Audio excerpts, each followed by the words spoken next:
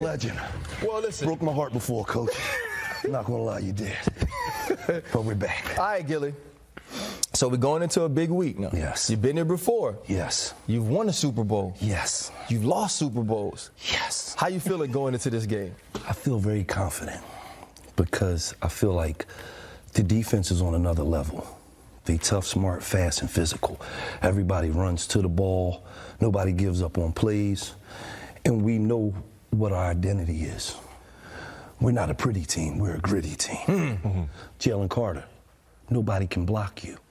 I don't care if they bring an alien down from outer space, he cannot block you. Saquon, what are we talking about? Your life has changed since you came over here to the Philadelphia Eagles. Just continue to do what you do. And Coach Nick Sirianni, just be yourself. Love you guys. Let's go get the victory. And that is how you start a show on Super Bowl week. Yes. Gilly, appreciate Coach. you, brother. Thank you. Really? Love you guys. E-A-G-L-E-S,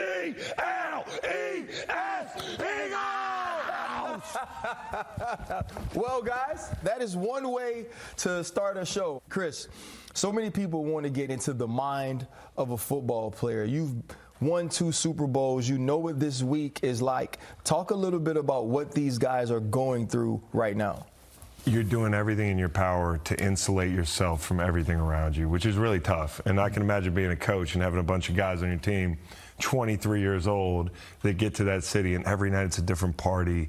It's a different person asking about tickets. I mean, there are organizational parties you have to attend some nights when you're trying to watch film and get your work done. I just remember getting to Houston when we were there and going up in the hotel and sitting in the room, and I didn't feel alone. I never felt alone the whole week. You hear people in the lobby, you hear people outside. You can't get out to an Uber to go anywhere. There's helicopters overhead. It really is about trying to focus and keep things as normal as possible, but you're in a totally abnormal situation. The most important thing is to learn how to say no. You just can't do it all. And and from a coaching standpoint, it's tough because Kansas City and Philadelphia played each other recently, but when you look back on a full season, you have, call it over 1,000 plays on offense and on defense. You only have 60 in the game, so you have to try to boil it down. Otherwise, you end up, as a coach and the team, you can have paralysis by analysis. You got so much information that it's just too much. I think the coolest thing about it for me was that it wasn't a normal week. And not in the standpoint or from the standpoint of it being comfortable, but I was like, wait, no, there is a media day because this is the Super Bowl. Right. And man, I'm an undrafted guy. And so, man, they're walking me out to the first media day, and it was different then, and they gave me a booth. Yeah. You know what I mean? I was like, wait, enough people want to talk to me where y'all going to sit me up there? And it was like one of those moments for me. I was like, no, this is different, but it's something we all earned the opportunity to do. It's just an unbelievable blessing to come from where I had to come from last year and for God to put me in this position. I mean, I even got a podium. Probably won 35 games in St. Louis the first 8 years of my career. Probably 35. I mean, it was like the games didn't happen. And then you get to the Super Bowl, and somebody from Tokyo is asking you questions. Yes. Like, that to me was when I was like, oh, wow. There's so many people in here just to hear us talk to the media. It's crazy. Like, that's respect. I more remember the things that people said leading up that stuck in my head. I remember Rob Ninkovich told me, if you lose this game, you're going to wish you were never there. You're going to wish you went 0-16. And when we were down 28-3, I looked at Rob on the damn sideline and said, what did you say last week? But that's what it's all about. Your life changes forever. Coach, you said, and you talk to your team a lot about ignoring the outside distractions, ignoring the outside noise. But we have a clip, Coach, where you were making sure they knew exactly what was going on the outside. A game you need more motivation for, but when a team plans their parade before the game, I think that's enough motivation to let you know they're already expecting to win. What was the reaction to you telling your team that the Philadelphia Eagles had already planned their parade? Well, hopefully it was, we're not going to let that parade happen. Yeah, ignore the noise. Unless the noise helps us. And you know, I'm imagining sitting in that meeting, and I got pissed off as if I was on the team when I watched that video. Yeah. I mean, you know, that was masterful by you, Coach. We finally got to hit that parade route, but it was a lot later. I wonder if it was the same route that they had stored for 14, 15 years. I remember, so I think it's Wednesday, Coach, and it's kind of raining. We're practicing at South Florida. And so we're picking the football off, and guys are like punting the ball or pick the football off and spike it or throw it. It's the last week. We're taking pictures at practice. You know, at this point, we're #1 defense in the NFL. And you've been around Coach LeBeau. You know, Coach LeBeau is soft-spoken, cool, chill. And he gets in the meeting the next morning, and he's ripping us. And he's consistently telling us, like, he's showing every turnover at practice how we're not transitioning to offense, how people aren't blocking, how the dude that's catching the football isn't running.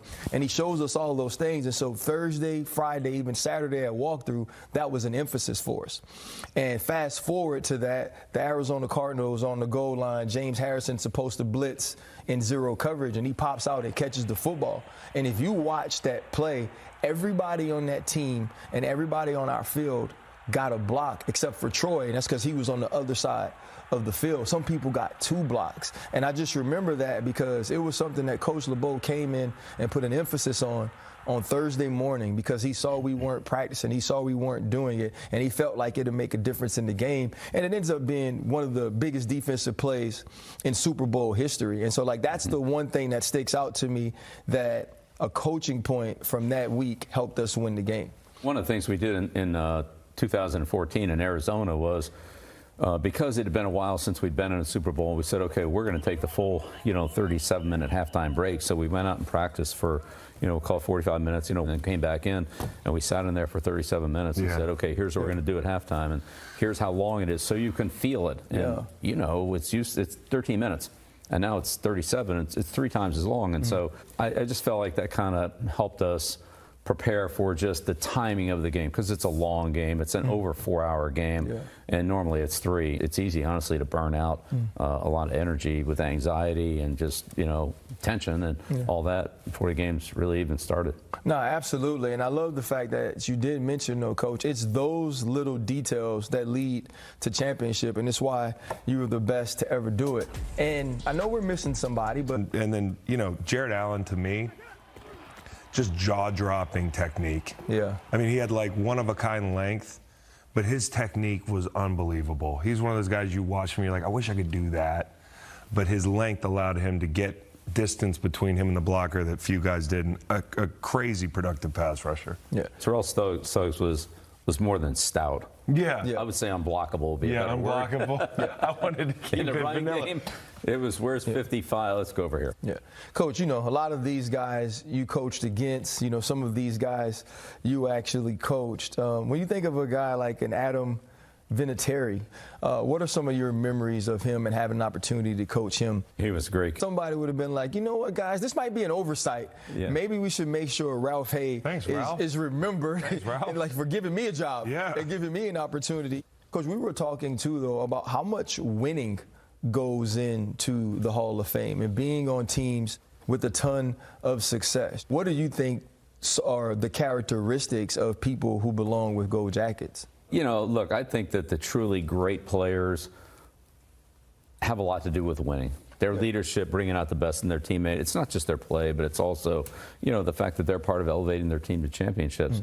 I mean, Eli Manning, played great in 2 Super Bowls, and that's why they have 2 championships, and I think you got to recognize that. I mean, I remember when Troy was selecting, but I think about being his teammate for all of those years, I never heard him speak about it one time.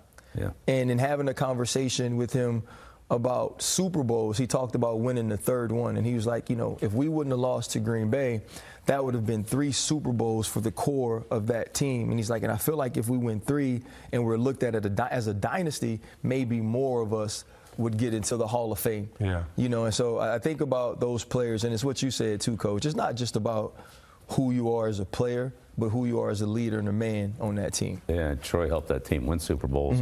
2 players here that really deserve to be talked about, I think, are Willie Anderson, who's a great tackle for Cincinnati. And then, Maxie Baughan. Like, Maxie Baughan was a life of football. Was he a Hall of Fame player? I don't know. He was really good. Was he a Hall of Fame coach? I don't know, but he was really good. It's kind of like guys who are lifers in the NFL, both as players and coaches. But when you add them both together, they belong. It's a lifetime. Yes, sir. It's a lifetime in the NFL.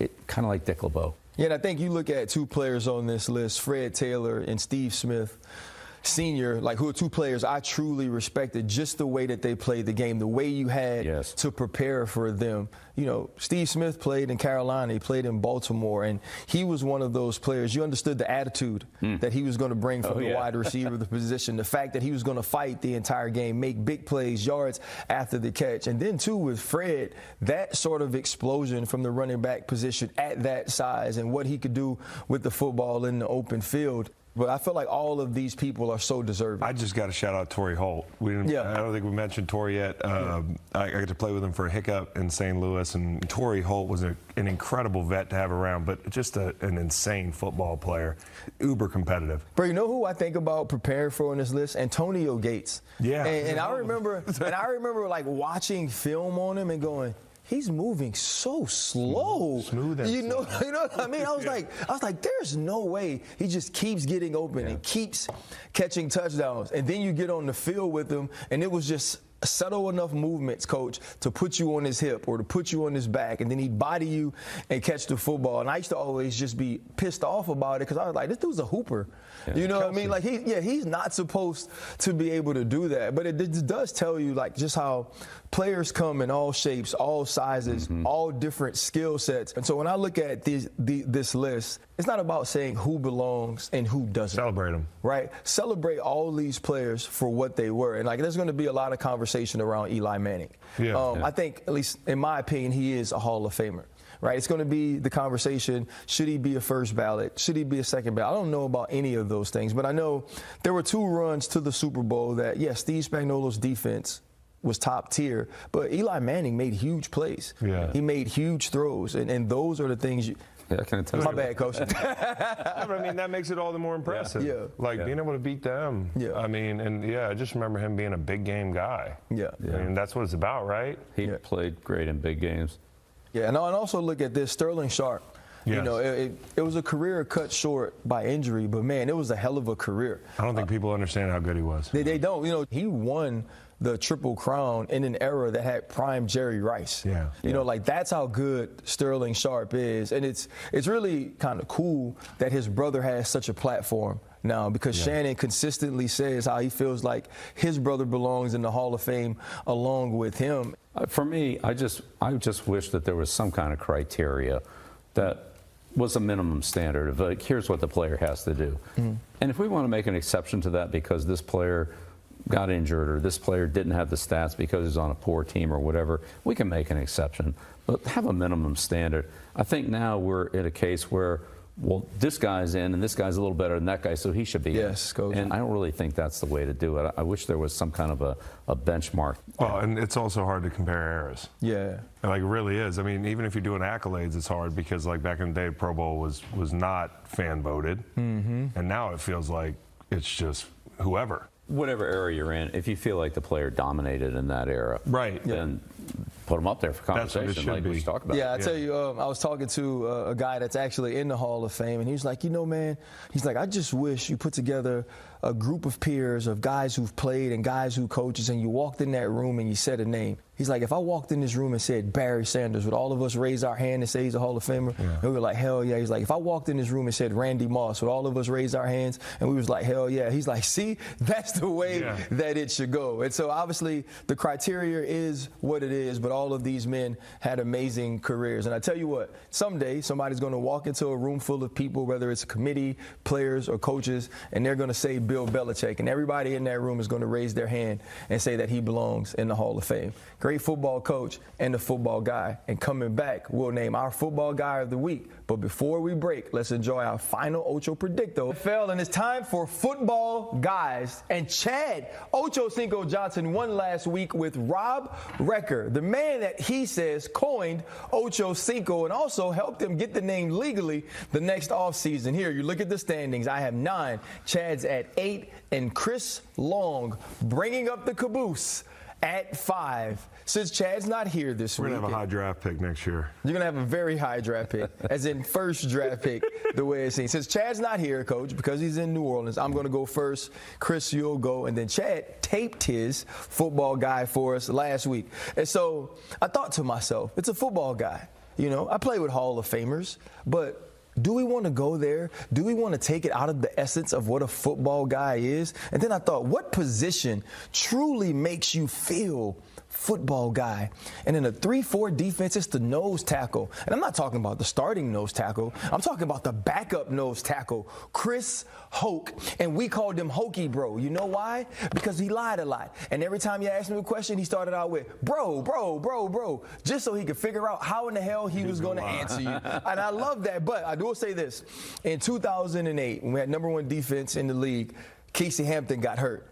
So Hokey started a ton of games for us that season. He played extremely well. That's a football guy. Put the work in. You don't get any of the glory, but in the end, you know you're a big reason why we took home that ring. I like it.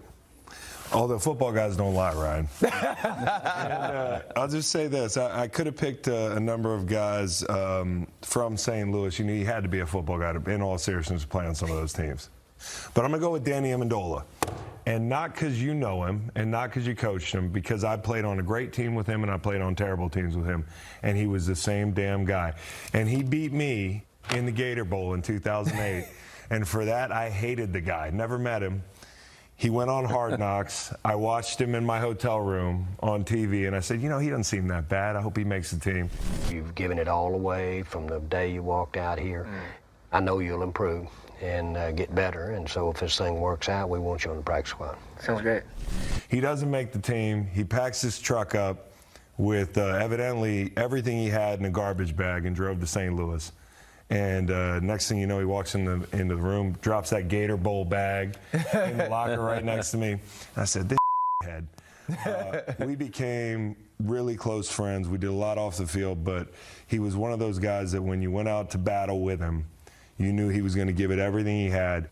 You asked like what the consummate football guy position. I think it's Caucasian slot receiver. Okay, but I just want to say this.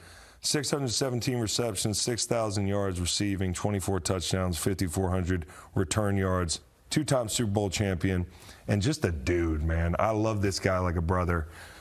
Whether he wins or not, to me, I just want to shout him out. That's Danny Amendola right there. Yeah, and also, too, football guys don't need stats from Josh. But we'll also tap in with Ocho Cinco, who made his pitch for his football guy before this week. I'm going to actually guarantee a win. I'm probably going to win again and probably tie this thing up with you, Ryan. But my football guy is a legend. He's an icon in Cincinnati, one of the best right tackles to ever play this game.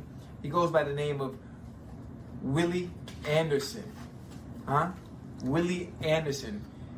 So I'm going to read you some stats from one of the greatest right tackles of all time and one of my best friends. All right? 2022 inducted to the Bengals Ring of Honor. 2025 Pro Football Hall of Fame finalist. Absolutely deserves to be in the Hall of Fame. Gave up 15 sacks in 13 years. Willie Anderson, you're one of the greatest of all time. It's been a long time coming. You deserve your flowers. And you deserve them while you're still here and you can smell them. All right, Coach, you get the pick. Well, tough one. Tough one again. You guys make it so hard on me. It's just so difficult. He dreads this. I do, because two people are unhappy, and Well, Chad's not here, Coach, so just one. I know, but that's the one I'm going to pick. So I got to go with Willie Anderson. Yes! It's a ball game, Ryan. Are we? You thought you had it in the bag. I'll do it for Are you. we serious? Woo! Do you know what it means to be a football guy? Are we serious? You can be a Hall of Famer and be a football guy. But you can't, though. You can't. Woo! This is really Coach, we've already talked about that Kansas City offense and some of the things that they could do leading up to the final game of the season. What do you want to talk about? The final minute. Yeah. The final minute, how good they've been in gotta-have-it situations. You know, it goes back to before this, but let's go to the 2021 AFC divisional game against Buffalo. Buffalo's got a 3-point lead with 13 seconds to go in the game. They hit a quick pass to Tyreek. He gains 19 yards. They're up to the 44 with a timeout. 8 seconds. Need to get into field goal range. They still have one timeout left. Buffalo loads up over here on the 3 receiver side. Kelsey's able to come up the seam here. Mahomes sees it right off the bat, hits him, gets the ball down to the 31-yard line, and puts him in field goal range and gives Butker a chance to tie it up. 13 seconds. Yeah. Takes it into overtime. Kelsey and Hill are over here together. They're 2 best receivers. Buffalo's playing their quarters coverage, kind of what you would expect down here. And so somebody's going to get doubled. They're either going to double Kelsey and single Hill or double Hill and single Kelsey, which is what they do here. There's Kelsey matched up against Milano, the linebacker, and it gives him a little double move, a little shake move there. Great throw, great catch. I know we keep talking about Kelsey. He keeps showing up. You got to know where this guy is in the red area and in critical situations. And these guys are just so good at situational football. The next year against Cincinnati, scores tied. Kansas City can get a stop and get the ball back. You know, they might have a chance. I don't like this protection. Cincinnati slides the whole line here away from Chris Jones and away from Adeniji. Jones makes the sack. That's jaw-dropping. Like, I can't even. I cannot. To the one-on-one on that side. I understand the numbers. I understand, they're aligning to get this, but it's ridiculous. He's such a mismatch. Whether it's offense, defense, special teams, Kansas City's had a great knack of making those big plays at the right time. Super Bowl against the Eagles, 4th quarter, key play in the game. Jordan Davis probably won't be in there. Why is he? Yeah, why is it that coach? Thank you. You might as well not have a balance up guy. Yeah. And that's no offense to this massive human being. He's not quick enough. And then, it's just a heads-up play here. With minute 48 to go, get down, get in position to kick the field goal.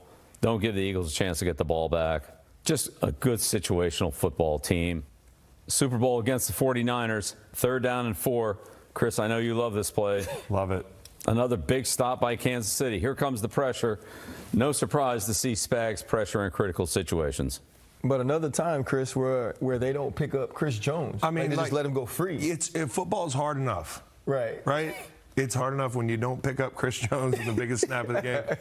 It's just they wait for these teams to make these mistakes. Yeah.